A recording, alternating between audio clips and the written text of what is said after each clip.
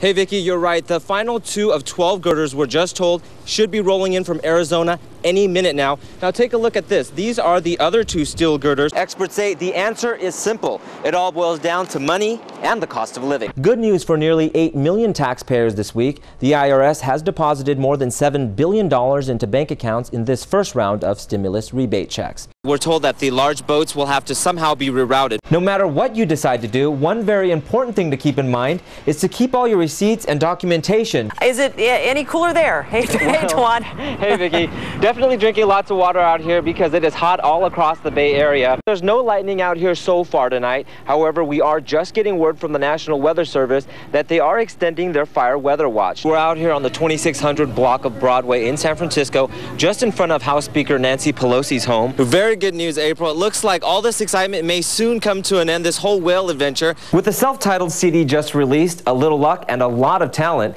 the band Square Tape says timing couldn't be better to win the ING Footstock Battle of the Bands. We're live in Oakland. Toan Lam. We're live at City Hall in San Jose. Toan Lam. Live in the newsroom. Toan Lam, Chron 4 News. It's tough being a driver these days, especially if you live in or around the Bay Area. Drivers are facing a triple whammy of increased expenses. Gas, toll, and even parking has gone up. According to a study from real estate firm Colliers International, the price of parking has skyrocketed nationwide for a 5th year in a row. If you plan on parking at a parking garage or a parking lot, the median parking rate in the U.S. is about $154 a month. On average in San Francisco, you'll pay double that, $350 a month. And more bad news, if you plan on crossing the Golden Gate Bridge, it's going to soon cost you an extra $1. Golden Gate Bridge officials officially gave the okay. If you're paying by cash, you'll have to shell out $6. Can I get a receipt, please? Sure. Thank you. And if you have enough gas to cross the bridge, you'll have to face another price hike here at the gas station. The price per barrel is now $147. Oh, here's my Fast Track Pass. The good news is if you have one of these, it'll still only cost you $5 to cross the Golden Gate Bridge when it goes into effect September 1st. In San Francisco, Toan Lam, Chron 4 News. What's in a name? Well, a lot, if you ask the thousands of women around the world who are named Grace Lee. My name is Grace Lee. Hi, I'm Grace Lee. My name is Grace Lee. I'm Grace Lee. Hi, my name is Grace Lee. My name is Grace Lee. This is Grace Lee. Hi, my name is Grace Lee. Hi, my name is Grace Lee. Hi, my name is Grace Lee. Meet Grace Lee, the independent filmmaker who set out to meet others who were graced with the same name. I grew up in the Midwest where I thought Grace Lee was a really special and original name because I didn't know anybody else who had it. But when I started living in other places like New York or California, when I would introduce myself as Grace Lee, I would always meet people who would tell me about another Grace Lee they once knew. So filmmaker Grace Lee's curiosity got the best of her.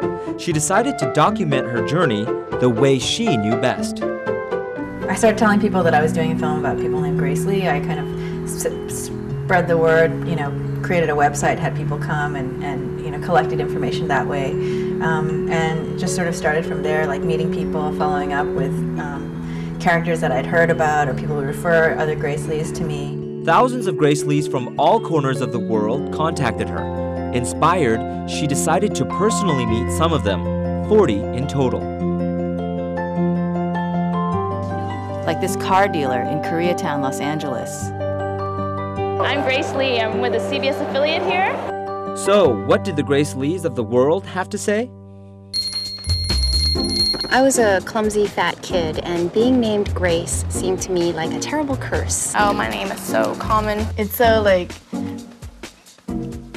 Christian-y. It wasn't like Monica or Emily or Jennifer or Tiffany or Heather. I think if I would have been named Tammy, it might have been different. I love having the name Grace Lee. Smart, nice, quiet, accomplished. Are all Grace Lees cut from the same cloth? Because I met so many different women named Grace Lee, and in the film, one of the themes is that Grace Lee is sort of this quintessential Asian American woman's name. It's like the Jane Smith for Asian women. Disenchanted by the seemingly generic Grace Lee characteristics, Grace put together a non-scientific composite of the average Grace Lee. A sense of what is right or proper. A title of respect or reverence. Mercy. To begin, Grace Lee is American-born. She's of Korean ethnicity, and her parents are immigrants. She lives in California. She's 25 years old. She's heterosexual, single, and she averages 3.5 years of piano lessons. She's 5'3". She graduated from college and probably has a master's degree, at least. She has combination skin. Does any other name scream generic Asian girl more than Grace Lee? But then she heard about the not-so-typical Grace Lee. My name is Donald Lee from San Francisco. The Grace Lee I know of tried to burn down my high school.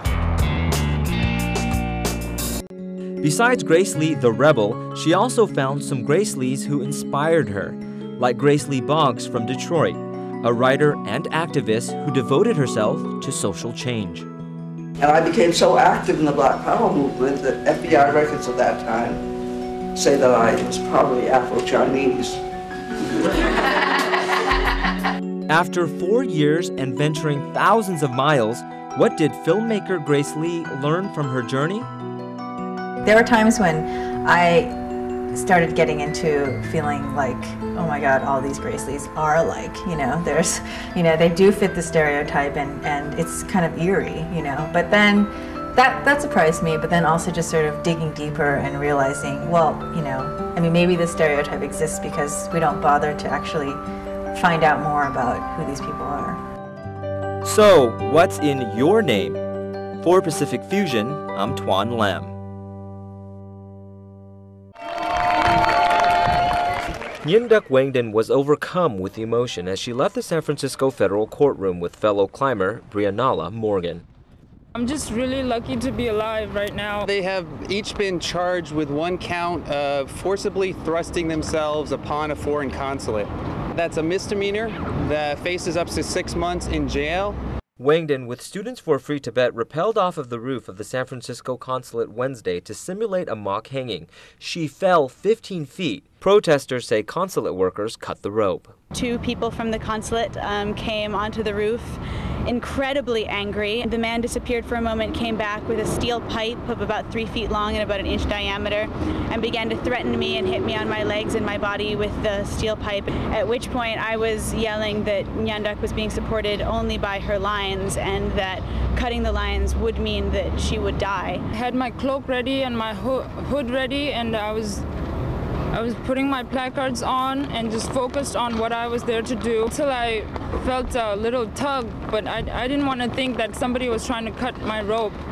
So I just closed my eyes and until I fell down. No one from the Chinese consulate would go on camera to comment for this story. However, a spokesman did tell me the workers feared for their lives and would not comment on whether any of the consulate employees attacked the women and cut the rope. Wangden's lawyer says his client will decide whether to file a civil suit against the consulate workers next week. Meanwhile, the girls say they're still very shaken about the incident and did not want to talk about whether what they did was right or wrong, or whether it was worth it. In San Francisco, Toan Lam, Cron 4 News.